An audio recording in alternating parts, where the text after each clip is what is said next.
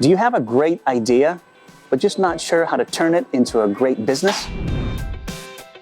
Today, we're talking to an award-winning business owner who's going to help us understand how to start a successful business step by step.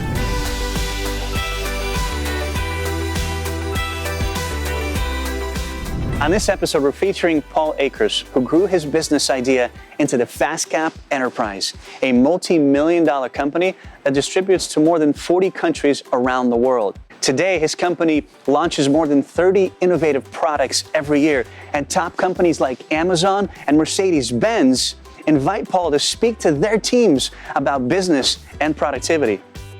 Everybody says you need lots of capital. The answer is it's not how much capital, it's how you spend the capital. We didn't focus on sales and overtaking the whole world. We focused on quality. Okay, these are the two pillars in my mind. For a business plan. Right. The bottom line is banks don't give loans to startup companies. You're solving a problem that really doesn't exist. This is the problem that most people have. And the more you go to outside sources to get funding, you lose control. So there are 4 ways to spend your money efficiently. Today, Paul will walk you through how to start a successful business. You'll hear everything from finding and validating your business idea, creating a business plan, finding the money, and finally, launching and scaling your product and service. So please, you guys, do us a huge favor, like this video, subscribe to our channel, and let's go talk to Paul.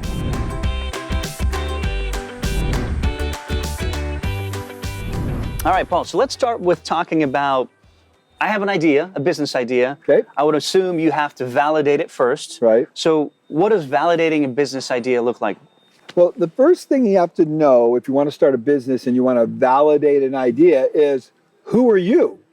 Are you an expert in the industry? Are you an expert in the arena that you want to introduce a product to? Because I'm going to tell you right now, with 800 products on the market, if you're not an expert in the problem and solving the problem that you're trying to solve, you're going to have a very sketchy chance of being successful. So a lot of times I see people come to me and they want to solve a problem. They want to solve a problem as being a chef. They have the perfect product for the kitchen, right? But they're tacitly approach the whole idea of cooking. You know, they do it occasionally. They're not like experts in it, and yet they want to solve this problem. I'd say caution. Well, so let's say you are that person. You know what you're doing. You're the expert in that field. Let's hone in on validating a particular idea that I have. Right. So the first thing is, are you an expert? If you're an expert, I would say go to step B. Right. Go to step 2. You have to take the idea and you have to prove the concept. You have to cobble together a proof of concept. So let's say you're an expert chef and you want to make a new knife. And you're saying, I want to make a new knife. Well, have you tried the new knife? It's a good idea. Have you taken the existing knife and shaped it differently? Have you changed the handle geometry and see whether or not it actually works? So proof of concept with existing resources. So the next step is, so now you've got the proof of concept. And so now you've run the experiment and you're using it for a month. And you go, yeah, I really like it. And every time I go to grab that knife, I'm always grabbing for that new knife and I'm not going back to the old knife. Right. So now you proved it whether or not it really is something that you want. Oh, I got to have that knife. No way I'm going to use that knife. I've got to have the better knife. It's way easier. Validation and process. Right. And you have to validate it. So now we're at step 3. Now step 4 is you've proven, it is the knife I always go to. Then you go to another professional chef or another person who's a pro or an expert in the industry, and you show it to them. And you ask, hey, what do you think of this idea? They're going to respond 3 ways. There's 3 responses. Not really. Cool idea. I want that. That's incredible. I want that right now. You know, if they respond with that 3rd response is, I want that right now. That's incredible. You got something. Is that bingo on validation? Right? If they say cool idea, be careful. Okay. Everybody doesn't want to offend everybody. Everybody wants to be politically correct. Yeah, that's a cool idea. That means nothing when they say it's a cool idea. The minute they open their wallet and they say, how much can I get it right now? Here you go. Give me the money. Here you go. Here, let me get a $100 bill out here to make it really authentic. Throw me the money. Show me the money right now. You got something. So Paul, I have a business idea. We talked about validation with those steps. What's next? Well, we have to build the actual product the way the market is going to receive it. So you need to begin the tooling process. You need to find out what it costs to actually manufacture that product. Now, here is the problem where everyone screws up. So they immediately say, oh, I need to protect my idea. So they'll go out and spend $20,000, $30,000, $40,000 in patent attorneys, which is total waste. I used to do that. That's what I did in the beginning. You don't want to do that. What you want to do is focus on actually producing the product. You want to take your budget and focus on the actual production of the budget and not on protecting your idea, because the people that win in market are not the people that protect their idea. It's the people that deliver the best product to the market in the most timely fashion, not the people that have riddles and patents. Okay, makes sense. Why does Elon Musk give away all of his stuff? He gives away everything. I believe I read that too. Right, I was amazed exactly. at that. Everything's open source. Why? Because this is the problem. You have to become a contrarian to be an effective business person. What's contrarian? Contrarian means you have to think differently than everybody else. Everybody thinks, oh, you got to protect everything. You got to make sure nobody can steal your ideas. Musk says, steal it all. Let everybody learn. Let everybody develop and improve everything. Because if you're a better improver, you're going to be a better marketer and you're going to have a better product.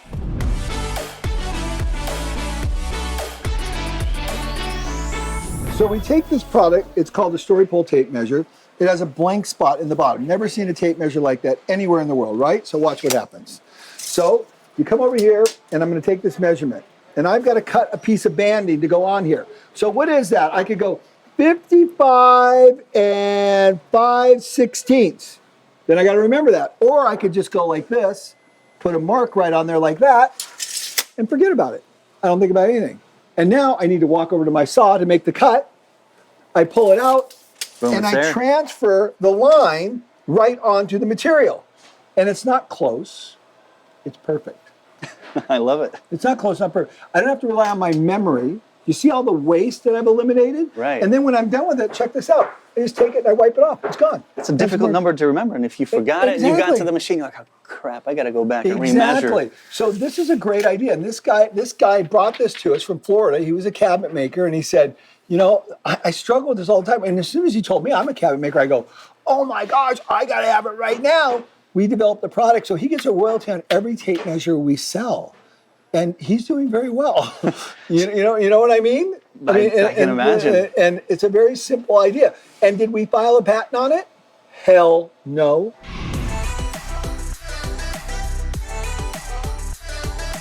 Anything else you can add to doing some form of market research, understanding which direction to go? Certainly, I talked about having 3, 4, 5 beta test your product. Is that market research basically? Yeah, that's market research. Absolutely, that's market research. That's finding out if the market, the professional chef or whoever it is your product is targeted to, the professional woodworking, whether or not that market really needs that product or whether or not there's really a problem that they want to solve. Because most of the time I said, you're solving a problem that there really doesn't exist. This is the problem that most people have. There's not a real problem. We call this a strong felt need, that it's just driving everybody crazy. Everybody says, I've got to solve this problem. That's a strong felt need. And this is the problem that most inventors have, is they don't understand this concept of a strong felt need. You're telling me there's people solving millions of problems that are really not problems. Not problems. Oh yeah, the patent office is full of them. What is it? 95% of all patents that are filed, nothing ever happens to them. Money. Nothing ever happens to them. They're all just sitting there. Right. Millions and millions of patents with nada, zero. Just wasted money and time and effort and opportunity. If they would have taken all that money and got the product to market, they would have done the market research. They would have actually known what worked. But they spent all their time in a bunch of black letters on white paper. Right. Total BS. A lot of people get stuck thinking, though, they need this master business plan before they move. So what are the 2-3 pillars that really you're talking about in a business plan? Okay, well, let's talk about that. So capital and truth. These are the 2 pillars. If you want to talk about 2 pillars that are just so important, we'll put a little Greek column up here. Okay, there you go. You're good at drawing, Here we go. Okay, these are the 2 pillars in my mind. For a business plan. Right, for a business plan. So first of all, everybody says you need lots of capital. The answer is it's not how much capital, it's how you spend the capital. And this again was my failure. So I borrowed lots of money. I took my credit cards and started spending credit card after credit card after credit card to scale the company. When if I would have been more precise in the way I spent the money, I wouldn't have needed as much capital. So it's not how much capital you have, it's how you spend the capital. So I spent a lot of my capital in the beginning on two things that were totally erroneous. On patents, tens of thousands of dollars, and advertising and marketing. Disaster. So you can do a lot with less capital if it's handled correctly. Okay. The next one is truth. Okay, so as you gain the confidence, you start to think you're the smartest guy in the block. But then you find out it's not the way to go. You have to very carefully listen to the critiques of everybody else. And that's what we've become very good at. We have a beta tester chat on WhatsApp. And we have beta testers all over the United States, Canada. We have beta testers all over the world for that matter. And we let them tell us, tear our products apart. This is no good. And I don't sit there and argue and fight with them. I say, you're the expert, right? I'm not going to fight with you. I seek the truth.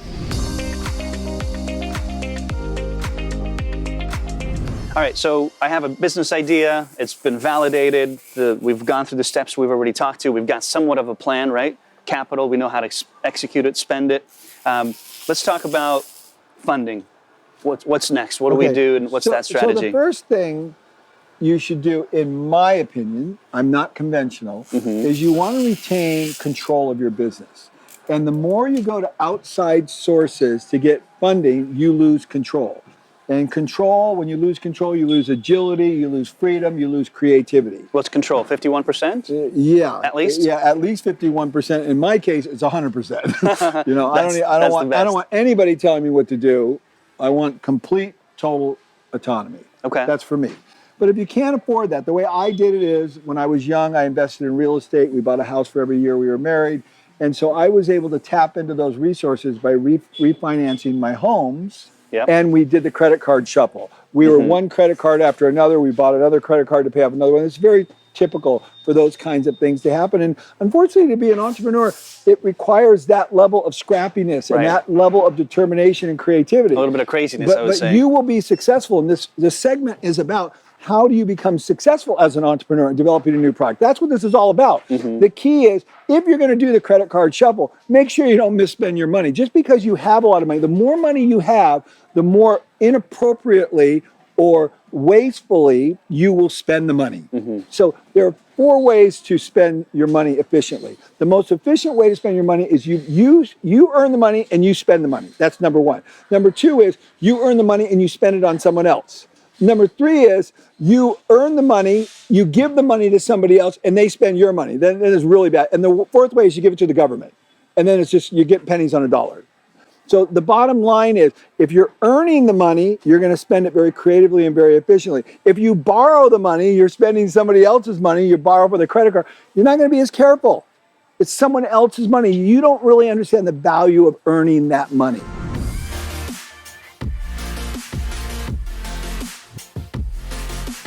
What's next as far as taking the product to market? Well, one way, and the traditional way to do it, is to go to a trade show.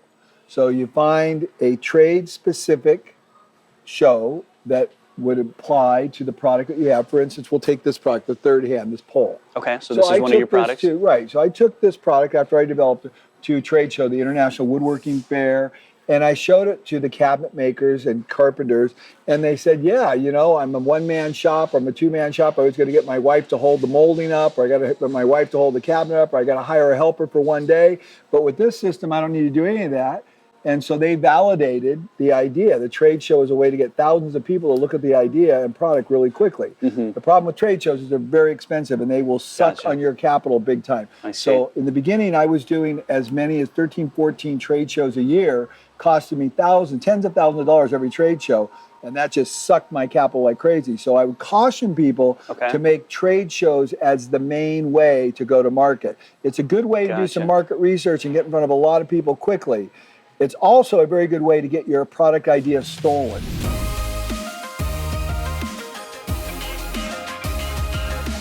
So what do you think about working with securing loans or working with investors? I mean, talk about control. What's your take on that? If you can get a loan, the bottom line is banks don't give loans to startup companies.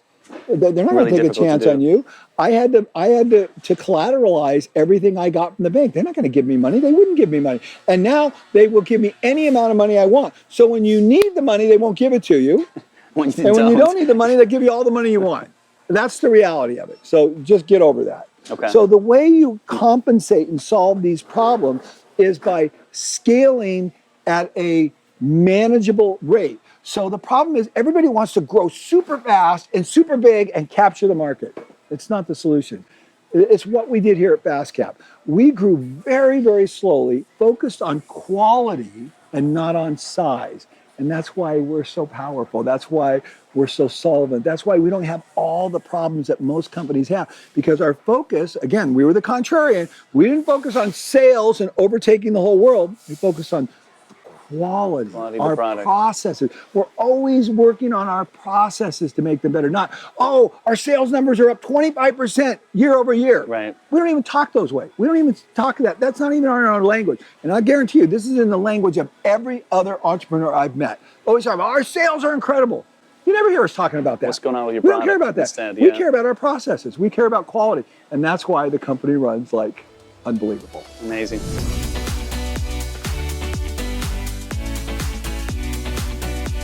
All right, Paul, so we're a week before launching our company, our product.